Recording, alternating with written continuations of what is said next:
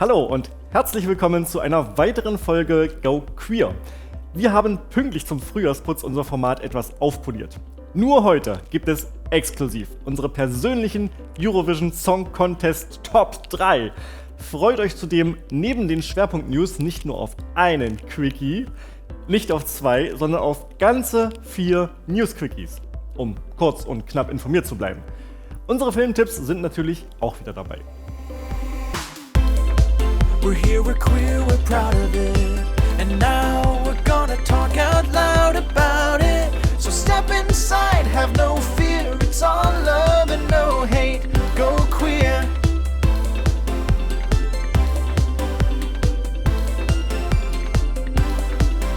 Beim LSVD Plus Bundesverbandstag Anfang diesen Monats hat Sven Lehmann seine Zeit als erster Queerbeauftragter der deutschen Bundesregierung Revue passieren lassen. Neben der motivierten Zusage, dass er sich weiterhin im Bundestag für die Rechte queerer Menschen einsetzen wird, klang aber auch heraus, einen weiteren Queerbeauftragten wird es zunächst nicht mehr geben. So lässt es sich aus dem kürzlich fertiggestellten Koalitionsvertrag zwischen SPD und CDU herauslesen, der auch weitere wichtige Punkte queerer Politik vermissen lässt. So ist vom Aktionsplan Queer Leben oder zur Ergänzung von Artikel 3 des Grundgesetzes um das Merkmal der sexuellen Identität ebenfalls nichts zu finden. Hingegen wird das noch junge Selbstbestimmungsgesetz ins Visier genommen. Alfonso Pantesano, der Queerbeauftragte von Berlin und SPD-Mitglied, spricht hier von einem Armutszeugnis, dass queeren Menschen nun eine bittere und enttäuschende Realität vorgesetzt werde und dass es eine Zustimmung zum Koalitionsvertrag seinerseits nur über seine Leiche gäbe. Selbst aus den Reihen der FDP kommt Kritik. Die Union und SPD haben außer weniger warmer Worte nichts für queere Menschen zu bieten. Berliner CSD-Vorstand Thomas Hoffmann vermisst Maßnahmen gegen Hasskriminalität und zum Schutz vor queerfeindlicher Gewalt. Nüchtern betrachtet tritt das Wort queer im Koalitionsvertrag ganze 2-mal auf. So soll medizinische Vorsorge, Behandlung und Forschung auch queersensibel erfolgen und queeres Leben vor Diskriminierung geschützt werden. Allerdings nur mit einem Verweis auf entsprechende Maßnahmen, ohne hier weiter zu konkretisieren. Der LSVD Plus sieht zudem eine weitere Gruppe in Gefahr. Queere Menschen aus Afghanistan müssen um ihr Leben fürchten. Die Bundesrepublik plant, humanitäre Aufnahmeprogramme zu beenden. Wer queer ist und in Afghanistan bleiben muss oder gar dahin rücküberführt wird, läuft Gefahr, von der Taliban ermordet zu werden. So fasst auch die Vorständin Nora Eckert vom Bundesverband Trans zusammen, dass die künftige Regierung Menschenrechtsverletzungen in Kauf nimmt. Das trifft auch queere Geflüchtete aus anderen Ländern, wie der Verein Quartierer betont. So lang, wie in der letzten Sendung die Liste an Maßnahmen war, die die österreichische Regierung nun für queere Menschen umsetzen will, so lang ist nun auch die Liste an Maßnahmen und Programmen, die die deutsche zukünftige Bundesregierung plant, zusammenzustreichen. Es scheint in den Zeitgeist zu passen. Die unreflektierten Befürchtungen einer lauten Masse werden berücksichtigt, die von Populisten angestachelt wurden. Differenzierung ist out. Minderheiten zu schützen, ebenso. In Befürchtung, dass rechtsextreme Kräfte an die Macht kommen könnten, die dann die Demokratie abschaffen, hüllt man die Demokratie kurzerhand selbst aus. Und wie ich zu dem Gedanken komme? Nun ja, ein Merkmal von Demokratie ist, dass im Bewusstsein, dass ja Entscheidungen durch die Mehrheit getroffen werden, Minderheiten natürlich geschützt werden müssen. Die zukünftige Bundesregierung hat sich zumindest entschieden, den Schutz von besonders Schutzbedürftigen nicht mehr in den Fokus zu nehmen. Sie fokussieren sich darauf, es den 25% der Bevölkerung recht zu machen, die sich bereits auf die menschenverachtenden und egoistischen Ideale der AfD eingelassen haben. Praktisch für die AfD, dass ihre Politik nun praktiziert wird, obwohl sie gar nicht in der Regierung sitzen. Die US-Botschaft hat an deutsche Unternehmen, die derzeit oder potenziell Geschäftspartner der US-Regierung sind, einen Fragenkatalog zugeschickt. In den 36 Fragen wird unter anderem die DEI-Politik in den Fokus genommen. Das steht für Diversity, Equity and Inclusion, also Vielfalt, Gleichheit und Inklusion. Die Firmen sollen bestätigen, dass ihre Projekte keinerlei Elemente dieser Kategorien oder auch zur Umweltgerechtigkeit enthalten. Gleichzeitig ist eine Aufforderung enthalten, Maßnahmen zu treffen, um die Rechte von Transpersonen zu beschneiden und antichristliche Vorurteile auszumerzen. So soll die finanzielle Unterstützung von Organisationen eingestellt werden, die sich für Abtreibung einsetzen. Die Berliner US-Botschaft begründet den Fragebogen mit der Einhaltung von US-Bundesrecht, konkret mit dem von Trump erlassenen Anti-DEI-Dekret. Die Firmen hätten so die Chance einer Selbstzertifizierung ohne Verifikationsverfahren. Diesen scheint allerdings die Einmischung in unternehmerische Entscheidungen aufzustoßen.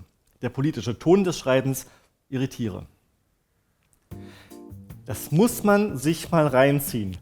Da wendet sich die amerikanische Regierung an deutsche Firmen und sagt, wir arbeiten nur mit euch zusammen, wenn ihr Menschen schlecht behandelt und die Umwelt verpestet. Dabei wird immer deutlicher, welche Auswirkungen diese Politik hat. Die Überzeugung, diesen Gutmenschenschwachsinn brauche man nicht, führt dazu, dass die Börse einbricht, dass Menschen leiden und immer mehr von Armut betroffen sind, dass in Amerika Ostern ohne Eier gefeiert werden muss. Erste Ratgeber empfehlen allen Ernstes schon, Kartoffeln anzumalen. Und ist euch übrigens aufgefallen, dass wir zum Frühlingsanfang eigentlich Sommeranfang hatten? Ich wette, wir können dieses Jahr zeitweise mit über 40 Grad Celsius rechnen. Also, wie blind kann man sein? Wie viel muss kaputt gehen, bis man einsieht, dass die eigene Meinung vielleicht doch nicht die beste ist? Bis man über seinen Schatten springt und zugibt, dass man falsch lag? Sehen Menschen lieber den eigenen Planeten brennen, als zuzugeben, sich geirrt zu haben? Vielleicht lernen wir ja etwas aus der Fehde zwischen Elton John und Madonna. Welch ein Themensprung.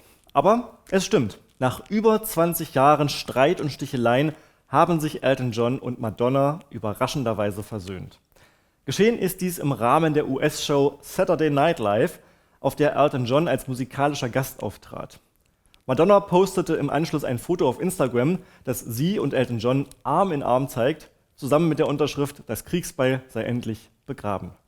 Weiter schwelgt sie in Erinnerungen, dass ihr in ihrer Jugend durch Elton John klar wurde, dass es okay und sogar notwendig ist, anders zu sein. Dabei war es Elton John, der den ersten Schritt tat und um Vergebung bat. Madonna entschied bewusst, die Saturday Night Live Show zu besuchen und Elton John backstage zu konfrontieren. Sie habe es nie verwunden, dass Elton John, den sie so sehr bewunderte, öffentlich so schlecht über sie redete. Nun wendet sich das Blatt. Elton John hat sogar einen Song für Madonna geschrieben und möchte mit ihr zusammenarbeiten. Haltet euch diesen Moment im Herzen. Wir werden gleich noch einmal musikalisch und filmisch auch sentimental. Aber zunächst schauen wir schnell, was sonst noch in der Welt passiert ist. Die Vereinten Nationen zeigen sich zutiefst besorgt über das ungarische Verbot der Pride-Demonstration. Laut UN-Menschenrechtskommissar Volker Türk schränkt das Gesetz die Meinungs- und Versammlungsfreiheit sowie die Privatsphäre von queeren Menschen auf diskriminierende Weise ein. Zudem kritisiert die UNO den Einsatz von Gesichtserkennung zur Überwachung der Teilnehmenden. Chappelle Roan überrascht mit einem Country-Ausflug. Ihre neue Single The Giver ist erschienen. Ein Song, den sie gemeinsam mit Dan Nigro schrieb. Die queere Pop-Ikone zeigt damit eine neue musikalische Facette. Erste Begeisterung gab es schon bei ihrem Auftritt bei Saturday Night Live. Nun ist der Song offiziell veröffentlicht. Olivia Jones und Steffen Halaschka gehen in die nächste Runde. Seit dem 9. April zeigt RTL Plus 4 neue Folgen der preisgekrönten Doku-Reihe Sterben für Anfänger. Diesmal geht es unter anderem um Bestattungen, Organspenden und einen Tatortreiniger, der Einblicke in das Thema Tod gibt. Das Weiße Haus unter Donald Trump antwortet nicht auf Anfragen von JournalistInnen, die Pronomen wie she, her in ihren Signaturen führen. Sprecherin Caroline Leavitt begründet dies damit, dass solche Personen nicht an der biologischen Realität interessiert seien und man ihnen daher nicht vertrauen könne. Wenn man vor der schweren Entscheidung steht, ob man einen Milchshake oder einen Espresso Macchiato nimmt, dann ist mal wieder Eurovision Song Contest. Ihr wisst, when I say sweet, sweet, you say yum, yum. Sweet, sweet? Ja, gut. Damit habe ich euch bereits unseren 3. Platz gespoilert. Denn wir präsentieren euch hiermit ganz exklusiv unsere Top 3 ESC-Songs 2025. Come and take a sip from my special cup. I heard that you could use a little pick-me-up. What can get you high when you're oh so sad? It's the milk from the milkshake man.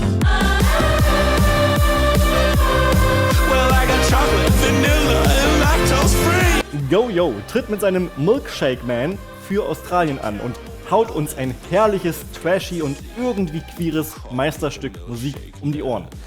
Das eignet sich wunderbar zum Partymachen und ist dabei so neben der Spur, dass es schon wieder geil ist. Eigentlich ähnlich wie der estländische Beitrag, aber hier ist doch etwas mehr Rhythmus und Partystimmung dabei. Daher Glückwunsch zum 3. Go Queer Platz.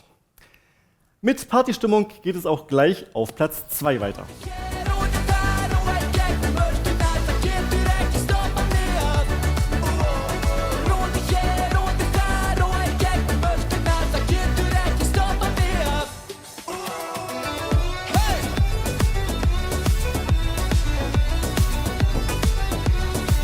Was für eine Energie! Und spätestens hier habe ich mich gefragt, warum sind viele Beiträge so super europäisch? Estland praist die italienische Kultur, Finnland singt Deutsch, für Deutschland treten Österreicher an, Israel ist trilingual auf Hebräisch, Englisch und Französisch unterwegs, Schweden brät Bratwurst und spielt Akkordeon und ja, Island macht voll die irische Folklore, aber in einer Krassheit, die Spaß macht. Und die Jungs sind in ihrer Bühnenperformance voll sympathisch.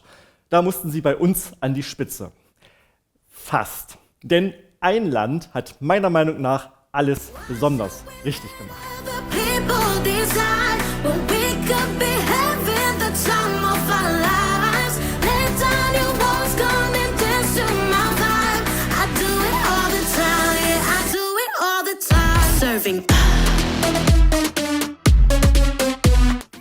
Das Thema ist Empowerment und allein diese politische Botschaft lässt den Song herausstechen. Queen Energy. Und das eben nicht langweilig, sondern selbstbewusst frech, mit treibenden Beats und einer starken Stimme. Dazu ein provokantes Musikvideo mit extravaganten Kostümen, die an Drag erinnern. Warum sollten wir andere Leute über uns entscheiden lassen, wenn wir stattdessen die Zeit unseres Lebens haben könnten? Wenn sie Nein sagen, tu das Gegenteil. Ja, der Song provoziert und wir provozieren gerne mit. Lasst uns nicht kleinkriegen. Serving von Mirjana Conte aus Malta ist unser klarer Favorit dieses Jahr. I got a secret you should know.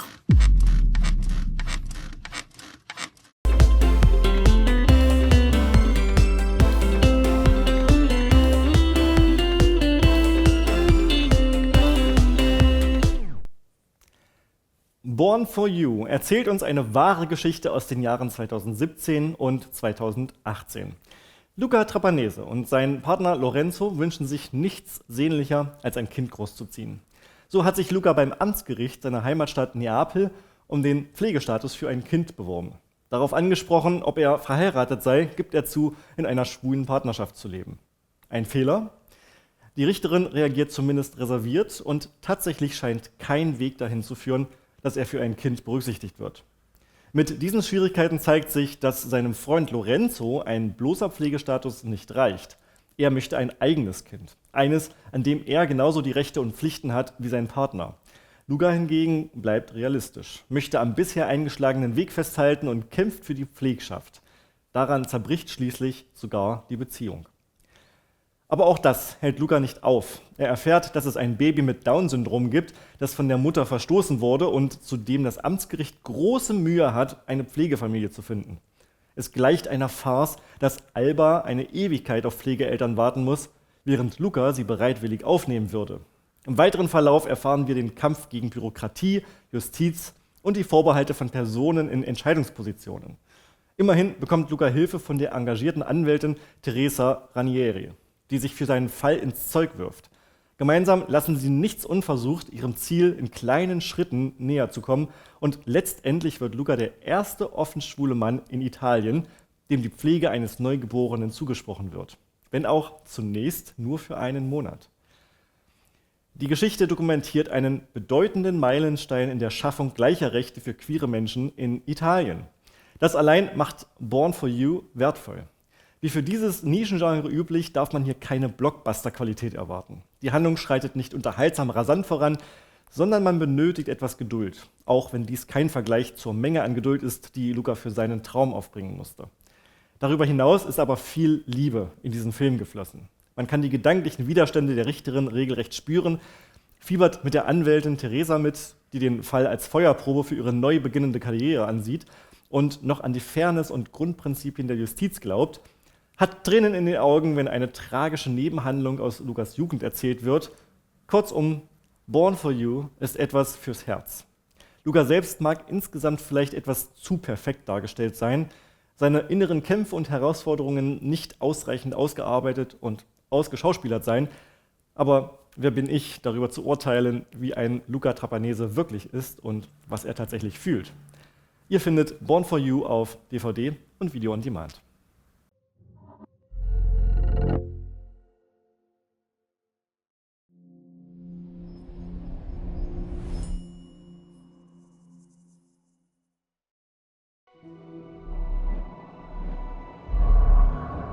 Signor Trapanese? Sì, sono io. Tribunale dei minori di Napoli. La chiamiamo per la sua richiesta di affido. Come l'ho detto al telefono, la bambina è down. La sua esperienza è qualcosa che ci ha sorpreso positivamente. Veramente tu e tua moglie sareste disposti a prendere Alba? Io non ho una moglie, sono gay. Ma tu che devi credere che stiamo a Svezia? Io sono un'avvocata, ma tu devi essere orgogliosissimo di averlo detto. In Italia l'adozione non è possibile, punto. Ma l'affido finalmente sì. Il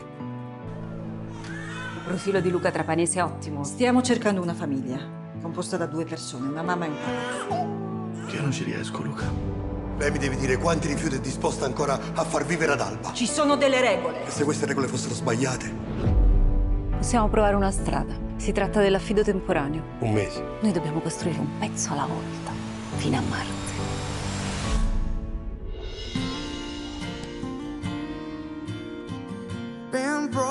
L'affido è temporaneo, lo so, ed è irrevocabile senza alcun obbligo di motivazione. Ma l'affetto no. No, l'affetto no. How far you gonna go before you know what you should have known all along? Tu non la puoi perdere questa battaglia. Last I can fall Alba è nata per te. into your wedding. Io sono nato per lei.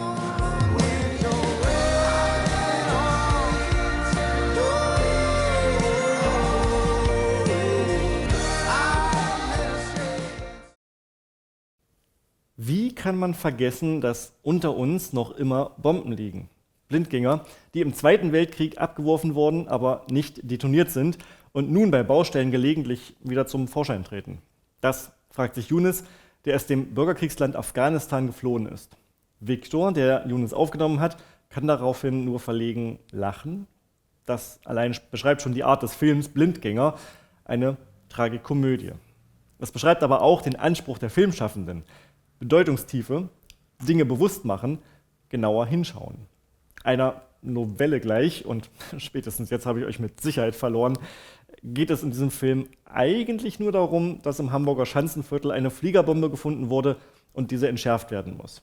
Und doch geht es gleichzeitig um so viel mehr, denn wir blicken abwechselnd in die Lebensrealitäten ganz verschiedener Menschen, die von diesem Ereignis betroffen sind. Da ist die Rentnerin, die in lange zurückliegende traumatische Kriegserinnerungen geworfen wird, auch wenn die Polizei zur Evakuierung an die Haustür klopft. Da ist der Bombenentschärfer mit Krebsdiagnose, der gewisserweise aufgibt. Da ist seine überlastete Frau, die ihm gerade einen Seitensprung gestanden hat und auch nicht weiß, wie das alles weitergehen soll. Da ist der afghanische Flüchtling, der vor Krieg, Folter und anderen menschenverachtenden Strömungen geflohen ist und die Deutschen im Umgang mit ihrer eigenen Vergangenheit nicht versteht. Da ist die Bombenentschärferin, die mit der eigenen Psyche zu kämpfen hat, aber nach außen die Tafel gibt. Die Psychologin, die von vornherein Zweifel zur Einsatztauglichkeit hat, sich aber irgendwie doch zurückhält und mit sich ringt. Die depressive Mutter, deren Sohn sich um alles kümmert, weil er nicht allein gelassen werden will und es letztendlich doch nicht schafft. Und so weiter. Klar, eine Evakuierung bei Bombenfund verläuft in den meisten Fällen geordnet. Aber für manche Menschen funktioniert diese aus ganz verschiedenen Gründen nicht. Man könnte meinen, es sind Menschen, die besondere Hilfe benötigen und durch das Raster der Gesellschaft fallen, was eben diese Situation besonders veranschaulicht. Und Blindgänger, vielleicht hat der Titel hier bewusst gewählte Doppeldeutigkeit, setzt diese in Szene, gibt ihnen eine Stimme und macht sie sichtbar. Dabei kann man die gezeigten Personen grob in 2 Kategorien einteilen. Diejenigen, die Probleme mit der Evakuierung und/oder der Bombe haben und diejenigen, die sie entschärfen müssen. Also auf die es ankommt und die ungeachtet ihrer persönlichen Umstände oder Probleme einfach performen müssen. Der Film wirkt dabei typisch deutsch. Man merkt ihm an, was er vermitteln will. Das Ganze ist irgendwie zu offensichtlich, was gerade auch an der Metapherszene der abgetauchten bzw. untergegangenen Lane Peterson, der Bombenentschärferin, deutlich wird. Selbst wenn diese Szene im Nachgang doch irgendwie noch in den Handlungsstrang verwoben wurde. Man fühlt den erhobenen Zeigefinger. Schau hier hin, werd toleranter, werd weltoffener, denk darüber nach. Offensichtlich sind auch einige Story-Elemente. Da wird extra noch ein Sturm oder gar Tornados eingebaut, um die Dramatik künstlich zu erhöhen. Und ehrlich, am Ende hätte es diese gar nicht gebraucht. Und sie haben die Situation nur etwas lächerlicher gemacht. Wer es hingegen schafft, diese Ebenen auszublenden und sich mehr auf den Film an sich einzulassen, kann allerdings tatsächlich Interesse finden am Schicksal und der Vielfalt der gezeigten Personen, an all den individuellen Biografien, die zeigen, wie sehr wir eigentlich auseinanderliegen, aber doch eine Gesellschaft und eine Gemeinschaft bilden, was wir manchmal gar nicht so wahrhaben wollen. Und man kann darüber schmunzeln, wie am Ende trotz aller Unterschiede uns die Gemeinsamkeiten vereinen, wie uns ähnliche Erlebnisse trotz kultureller Unterschiede, Altersunterschiede und Argwohn am Ende doch zusammenbringen. Darüber hinaus sind die Figuren sehr sympathisch gezeichnet und schauspielerisch in den meisten Fällen gut umgesetzt. Einen Gedanken habe ich noch, da wir ja immerhin Go Queer heißen. Bei allem gesellschaftlichen Querschnitt, den dieser Film abbilden möchte, wirkt er in meinen Augen doch sehr queer. 3 Personen kommen mit ziemlicher Sicherheit aus dem queeren Spektrum, bei einigen weiteren kann man es vermuten. Dabei wird es bei keiner Person zu 100% eindeutig angesprochen, sondern man liest es einfach aus der Persönlichkeit heraus, was ebenfalls gut ist. Und dann ist es doch irgendwie so eine seltsame Zwischenebene. So, als ob man bewusst alle Personen queer machen möchte, es aber nicht sagen möchte. Es kommt auf einer Metaebene nicht so natürlich rüber. Wahrscheinlich versteht ihr gar nicht, was ich meine, aber vielleicht doch, wenn ihr euch Blindgänger anseht. Ihr findet ihn auf der nächsten Queer-Filmnacht in teilnehmenden Kinos eurer Nähe. Sie liegen einfach da. Unsichtbar. Wir laufen auf ihnen, tanzen auf ihnen, schlafen auf ihnen. Sie sind ein Teil von uns. Ich würde gerne eine Biopsie machen zur Abklärung. Unsere Vergangenheit. Unsere Gegenwart. Aber wir haben sie vergessen. Mein Phone says there's a bomb outside. Auf der Straße. Was? Bis sie eines Tages wieder auftauchen und uns daran erinnern, dass wir jederzeit in die Luft fliegen können. Achtung, Achtung! Alle BürgerInnen werden aufgefordert, den Evakuierungsbereich sofort zu verlassen. Wieso habe ich die Freigabe noch nicht? Ohne die kann ich die morgen nicht an die Bombe lassen. Nehmen Sie die Tabletten noch? Ich habe die nie genommen. Polizei, bitte öffnen Sie die Tür. What if they ask for my papers? Die hast du einfach zu Hause liegen lassen. What? Mama, mach die Scheißtür auf! Hau ab! So, Leute. Herr Bismarck ist krank. Frau Petersen übernimmt ab sofort die Leitung. Das heißt, ständige Detonationsgefahr. Otto. Victor.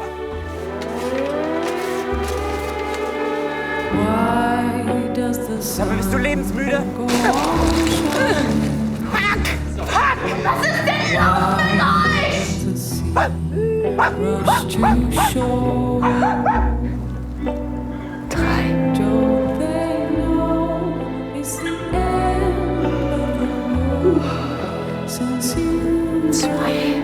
Ich bin bei dir, okay? Ich habe Angst. Ich auch. Wir sind näher dran am Tod als im Leben. 1.